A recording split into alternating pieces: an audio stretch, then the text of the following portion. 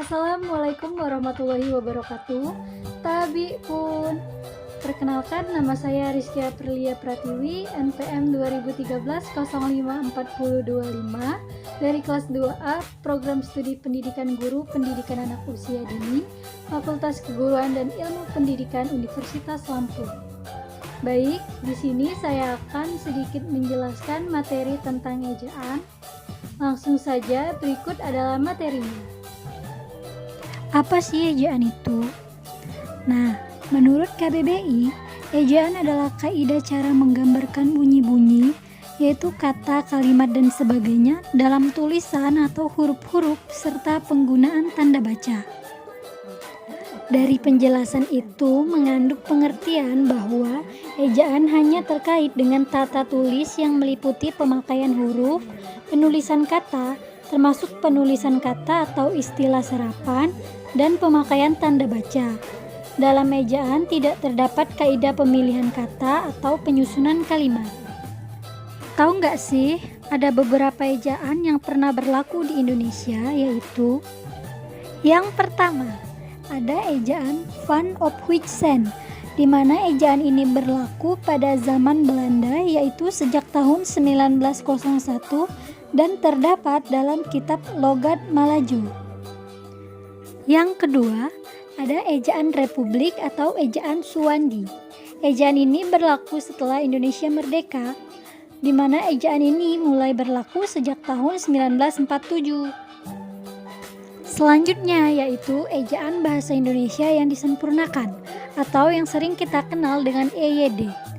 Ejaan ini diresmikan pemberlakuannya oleh Presiden Soeharto berdasarkan Surat Keputusan Presiden Nomor 57 Tahun 1972. Ejaan dan transliterasi. Keduanya mempunyai persamaan dan perbedaan. Persamaannya yaitu baik pedoman ejaan maupun pedoman transliterasi sama-sama mengatur cara penulisan dengan huruf Latin. Sedangkan perbedaannya yaitu ejaan bahasa Indonesia mengatur tata cara penulisan dalam bahasa Indonesia, baik yang menyangkut penggunaan huruf, penggunaan angka dan lambang bilangan, penulisan kata, penulisan unsur serapan maupun penggunaan tanda baca.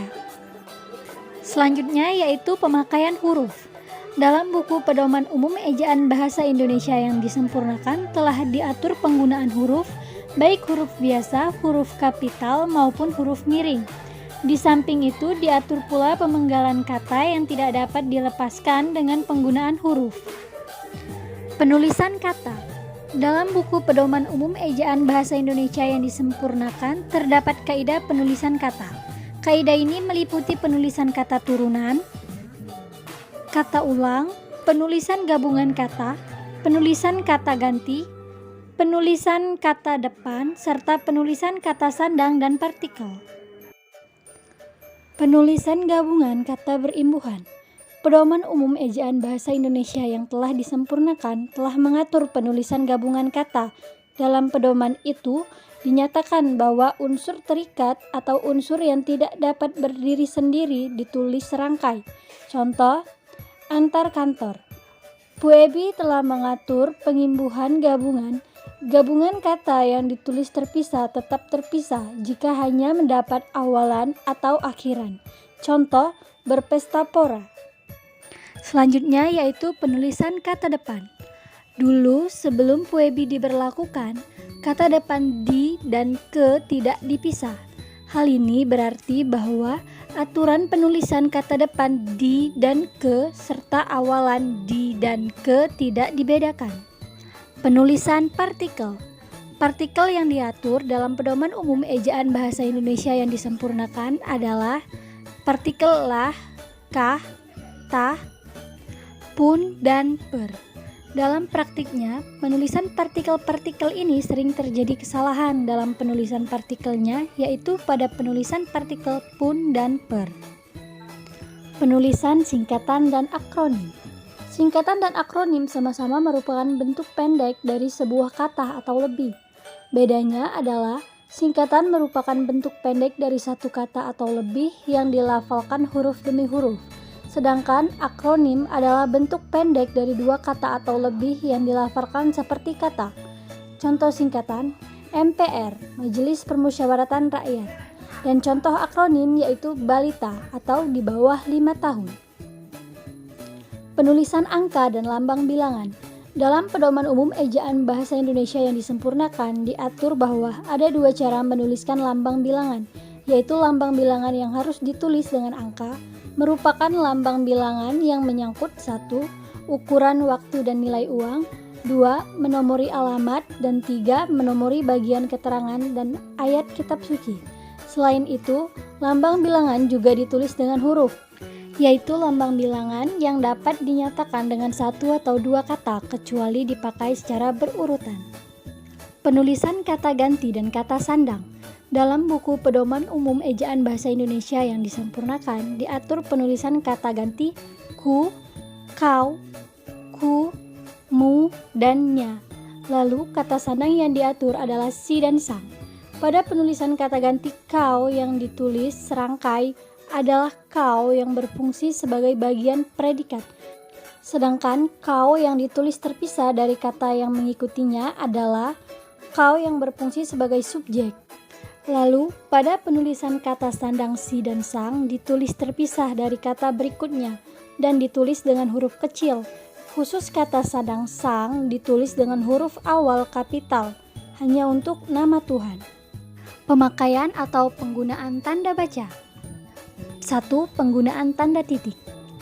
Digunakan sebagai penanda berakhirnya kalimat, tanda dalam penulisan bagan, ikhtisar atau daftar, pemisah angka, jam, menit, dan detik, menunjukkan jangka waktu, berperan dalam penulisan sumber referensi, digunakan untuk memperjelas jumlah, contohnya 15.350.200 rupiah. Tidak boleh digunakan pada akhir judul dan tanda titik tidak boleh digunakan pada kepala surat. 2. Penggunaan tanda baca koma. Digunakan di tengah kalimat, perbandingan kalimat, memisahkan anak dan induk kalimat, di belakang kata penghubung antar kalimat, sebagai pemisah partikel, contohnya, kukira kamu tidak datang.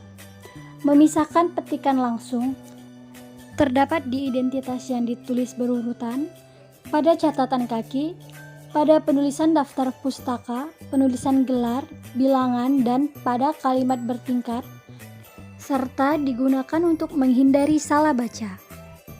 Penggunaan tanda hubung. Digunakan untuk menyambung suku, menyambung unsur-unsur kata ulang, menyambung huruf kata, memperjelas hubungan, merangkai kata depan dengan huruf kapital, digunakan untuk rangkaian unsur bahasa Indonesia dengan bahasa asing, contoh di backup. Penggunaan tanda tanya. Tanda tanya digunakan untuk menanyakan sesuatu dan digunakan dalam tanda kurung, contoh uang di dompetmu sisa 50.000. Selanjutnya yaitu penggunaan tanda baca seru. Digunakan pada kalimat perintah, contohnya tutup bukunya sekarang, serta menunjukkan ekspresi kaget. Penggunaan tanda titik koma.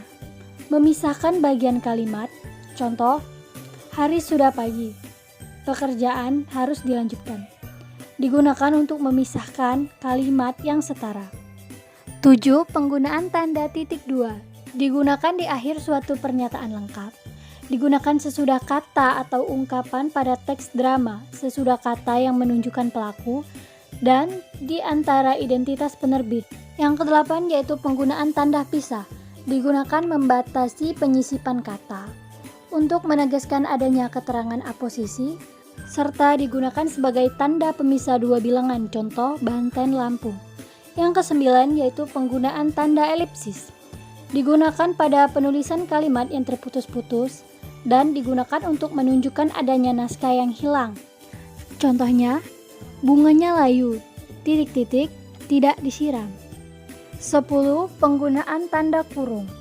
Digunakan untuk tambahan keterangan, digunakan mengapit keterangan, mengapit huruf, contoh berbagai macam sayur seperti A. bayam, B. wortel, dan lain-lain, serta digunakan untuk mengapit angka. 11. Penggunaan tanda kurung siku.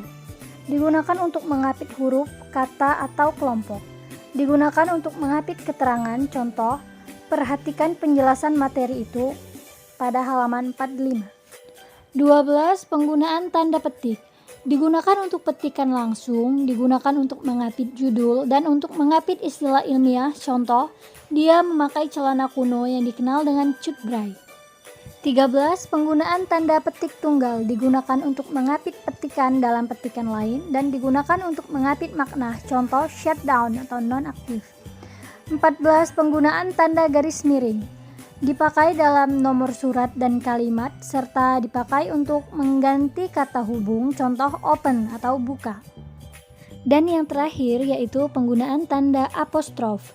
Digunakan untuk menunjukkan penghilangan bagian kata dan digunakan untuk penggunaan kata khusus, contoh surat Al-An'am. Penulisan unsur serapan. Unsur serapan adalah kata atau istilah yang berasal dari bahasa daerah atau bahasa asing. Ketentuan umum penulisan unsur serapan dalam Pedoman Umum Ejaan Bahasa Indonesia yang disempurnakan yaitu dalam pengindonesiaan kata atau istilah asing. Penyerapan diusahakan agar ejaannya diubah seperlunya sehingga bentuk Indonesianya dapat dibandingkan dengan bentuk asalnya. Terdapat pengelompokan unsur serapan yaitu 1. Tulisan tetap tetapi ucapan berubah. Contoh, bus menjadi bus.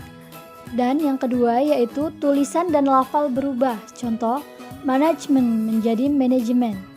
Yang ketiga, unsur serapan yang sudah lazim. Contoh, kabar dari bahasa Arab yang kemudian diserap menjadi kabar. Baik, cukup sekian penjelasan materi dari saya. Mohon maaf apabila ada salah kata. Pada Allah saya mohon ampun. Saya akhiri. Wabillahi taufiq wal hidayah. Wassalamualaikum warahmatullahi wabarakatuh. Terima kasih.